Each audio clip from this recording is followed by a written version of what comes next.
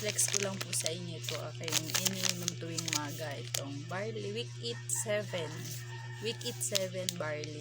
So pagkagising ko ng maga, nagtitimpla na ako nito sa maligamgam na tubig. So ang laman nito ay meron siyang 7 sachet. So, 7 sachet po ang kanyang laman. So flex ko lang po ang kapakita ko. So napakaganda po ng barley sa ating katawan.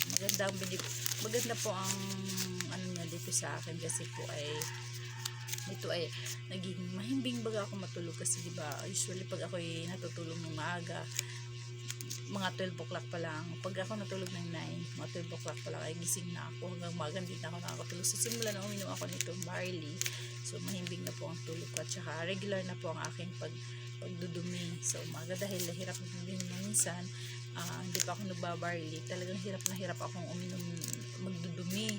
Kasi mula na uminom ako nitong barley, ito. So pag isang linggo ko na to guys, tuwing umaga ko lang siya inom. Dapat daw ay umaga at saka bago daw maghapunan, bago magdi-dinner ay inom daw nito. 30 minutes bago ka magdi-dinner ay pili ka na daw mag-inom nito. Pero ako ginagawa ko isa lang para naman tipid, kasi alam nyo na wala tayong budget. So mura lang, nabili ko na ito sa TikTok, 150 lang ito guys, isang linggo na. Kaya try nyo na, kasi maganda naman ang naliligulit nito sa akin. Mas para sa akin, maganda po para sa akin, maganda sa akin ito. Kaya try nyo na din, baka naman ay hiyang din kayo. Bye!